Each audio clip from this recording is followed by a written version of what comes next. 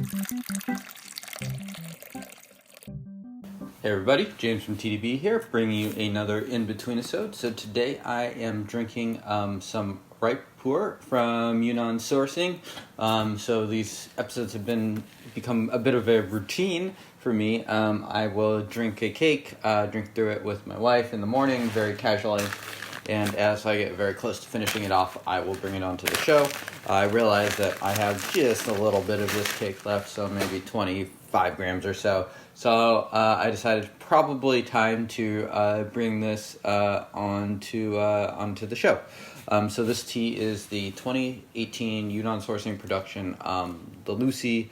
That's the name of Scott's dog. For those that don't know, she makes some appearances now and then, pretty often on his wrappers, and you can find her frequently referenced. So she's probably the most famous dog in the Western Pu'erh scene.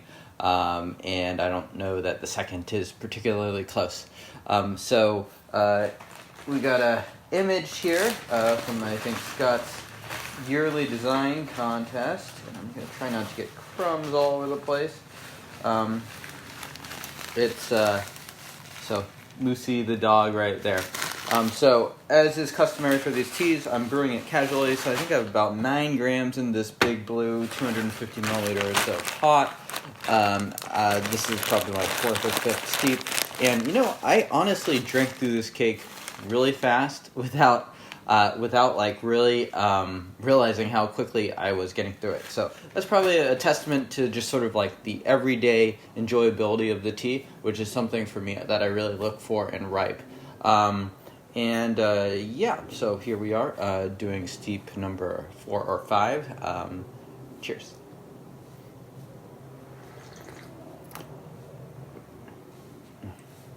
So really some nice, rich, creamy, milky wood, I'd say. It almost has a bit of the silky texture, but I'd say it's a little more robust than sort of the silky texture you'd get from white tea. So it's almost like denser silk.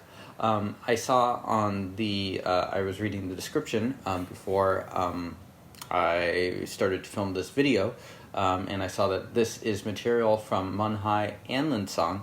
So those are 2 pretty different areas for the tea. So it kind of has really nice and interesting blended quality to it. My favorites tend to be Scott's Lincangs, Scott's Menghais rather. Not that I don't dislike his Lincangs for ripe, but I'd say that blending them together, while not super common, kind of gives a really interesting profile to the tea. I'm gonna take a quick smell here.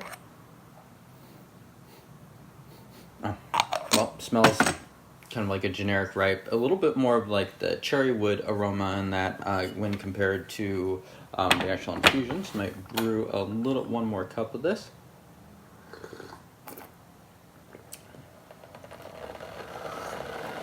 Like a lot of Scott's teas, this sort of hits a really nice middle point here of it's dark, it's fermented, but it's not overly done. So it's very drinkable now, might improve just a little bit into the future.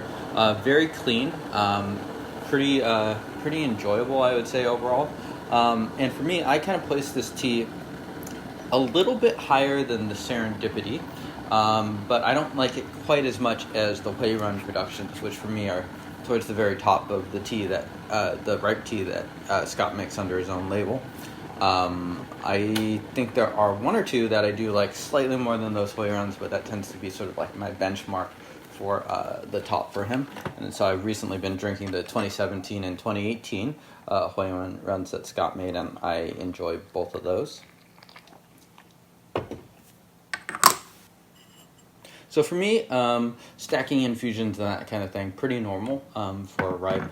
Usually I just make my wife a big mug of that, which is a couple brews combined together. So I don't really think you need to be too anal. You can drink these teas however you like it.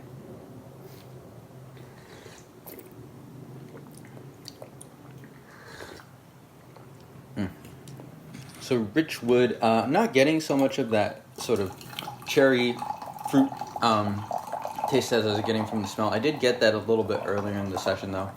Another thing to note is that while this tea is 2018, so the year that it's pressed. And I know that a lot of people don't like to drink ripe when it was right after sort of the ripening, the woodway process.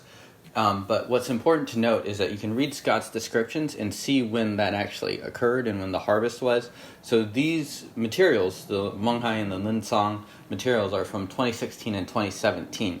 So that means that pretty much as soon as I got this tea, and I got this tea, I think, around Black Friday in 2018, it was perfectly clean and enjoyable for me to drink just pretty much right off the bat. And that's because, well, it may have been pressed in 2018, that processing, that sort of ripe processing occurred earlier and was pretty well done in my opinion. Okay, so here is another infusion.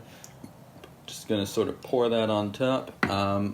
The hotter water sort of reignite the tea a bit. I'd say this tea could probably go for another couple longer infusions. Still chugging along just fine.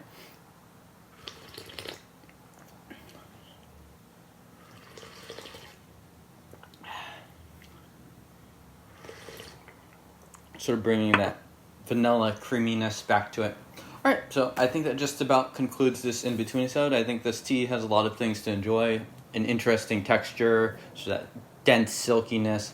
I don't notice the aftertaste too much. I think it's probably pretty average for a ripe. The taste is sort of this cool little balance between like being richer, woody, maybe a little bit of cherry mixed in there, and the aroma pretty normal as well. So I'm giving it a 6.1. It's something that's very enjoyable and definitely something that I have absolutely proven to be able to drink regularly.